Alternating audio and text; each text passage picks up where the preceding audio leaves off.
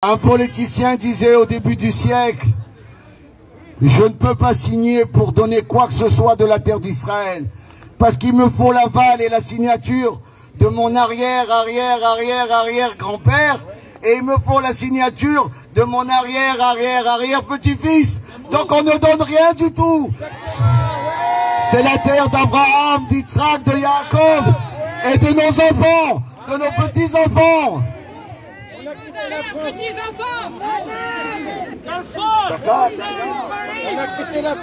אני אתן לך שאול בן גיגי, עיתונאי מהעיתון צרפתי, הוא יגיד לכם מילים בצרפתית, אני מצטער, ואחר כך אנחנו נמשיך גם בעברית. Bonsoir à toutes et à tous et merci aux organisateurs de m'avoir proposé en tout cas de prendre le micro ce soir, et en particulier à mon ami de toujours, Yves Azout, qu'on peut applaudir très très fort, car il a travaillé bien vraiment d'arrache-pied avec tous les bénévoles. Il faut les saluer également. Merci d'avoir pensé à ne plus compter vos heures, en tout cas dans la journée, et d'avoir été présent pour réaliser, voilà, que déjà il y ait autant de monde. Je voudrais commencer par la chose qui est la suivante, qui a fait sourire beaucoup de monde, qui a fait réagir également, en vous disant encore une fois, Bennett, malhonnête, point d'interrogation, Bennett, marionnette, Bennett, girouette, Bennett, cacahuète, et oui, Bennett, malhonnête, marionnette, girouette et cacahuète, on peut le dire. Mes amis, je plaisantais pas en scandant cela il y a déjà quelques mois. Sincèrement, dites-moi, aujourd'hui, êtes-vous apaisé par ce gouvernement qui vous avait promis l'unité, la concorde, la justice et l'égalité? Dites-moi, êtes-vous apaisé quand vous rentrez dans votre supermarché et que vous constatez 30% d'augmentation sur votre caddie? Dites-moi, êtes-vous apaisé encore quand on se rend compte que des enfants en Israël ne peuvent manger, écoutez bien, qu'un repas par jour? Dites-moi, êtes-vous, et je vous demande de réagir, apaisé quand on s'en rend compte qu'un quart de la population, ceci veut dire 25% donc, ne peut pas payer son loyer en Israël? C'est tout ce qu'on condamne ce soir. Et pourtant, on nous avait dit qu'on allait améliorer notre quotidien avec ce soi-disant gouvernement. Vous êtes apaisés quand vous voyez beaucoup de retraités francophones qui n'ont plus les moyens de payer leurs soins médicaux. Est-ce que vous êtes franchement apaisés? Vous êtes apaisés quand les membres de soi-disant gouvernement sont en train de détruire notre identité, la Torah, les traditions et bien sûr toutes les valeurs de notre judaïsme. Malheureusement, tout est attaqué. La cacheroute, le mariage, le Shabbat, nos frontières, la justice et nos libertés. Cela m'indigne et me révolte de plus en plus.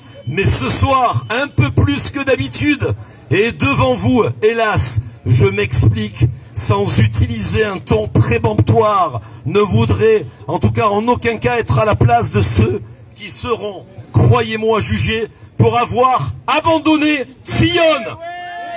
Je prends mes responsabilités, une fois de plus devant vous, pour condamner après avoir tensé les responsables du naufrage politique, électeurs et hommes politiques, leur hold-up réalisé par Bennett et ses acolytes, pressé d'invincer le vieux lion, et j'aurais aimé vous dire le violon, de Benjamin Netanyahou.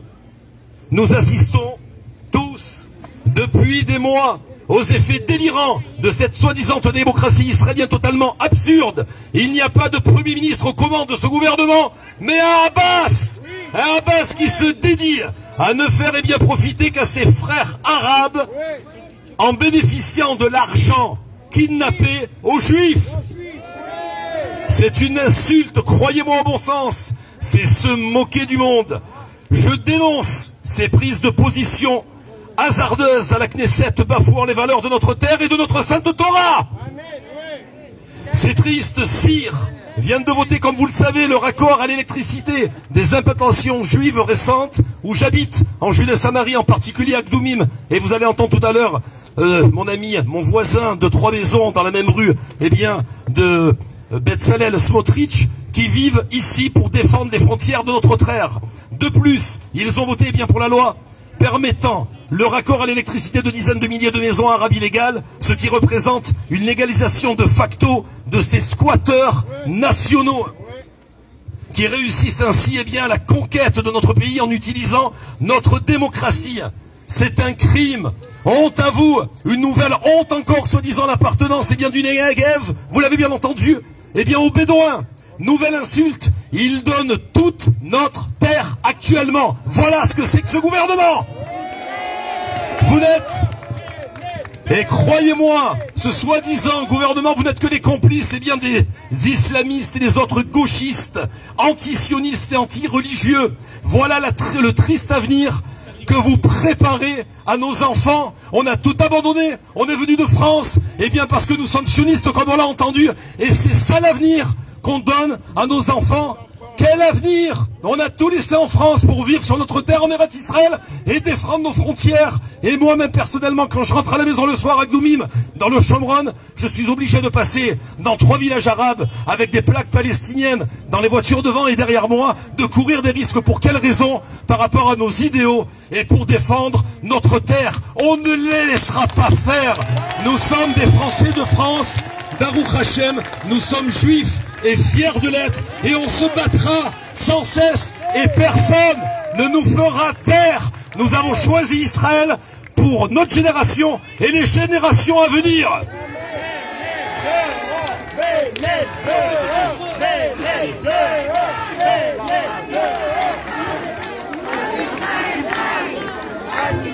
Je dirais au gouvernement, et pour terminer, eh bien vous serez jugés par l'histoire comme le gouvernement le plus court et le plus félon de l'histoire de notre peuple.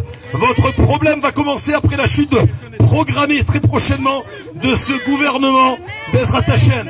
Et pour finir, et pour ceux en tout cas de nos amis francophones qui seraient frappés, dites à ceux qui sont restés dans le salon ce soir, eh bien d'amnésie, je serai toujours là pour leur rappeler haut et fort la vraie vérité, et pas, croyez-moi, ma vérité, ou pas pour me montrer, ça m'intéresse plus, à que cela ne plaise, malgré eh bien vos intimidations pour certains, même chez les francophones ou même chez les soi-disant députés norvégiens, vos pressions, croyez-moi, et j'en profite en public de le dire ce soir, vos mensonges, vos coups bas qui ne m'atteignent pas, vous avez en tout cas animé en moi, croyez-moi, le besoin de dire plus que jamais les choses haut et fort, car vous tentez de m'y empêcher dans une démocratie où le devoir de la liberté d'expression est respecté, et je la ferai respecter.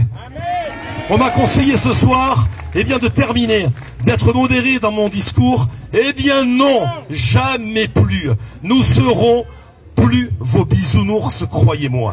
Jusqu'à votre départ de ce gouvernement, nous resterons mobilisés, vigilants et en lutte constante contre vos exactions. Oui, pour un État juif, et uniquement juif, sur notre terre promise. Et je vous demanderai, chers amis, de répéter après moi pour terminer, haut et fort, ces 3 mots. Am Israël, Torah Israël, Eret Israël. Continuez mes amis, merci à vous. Merci Charles Benguigui. Bennett, tit pas yesh. Bennett, tit pas yesh. Bennett, tit pas yesh. תודה רבה. תודה רבה. יש לנו את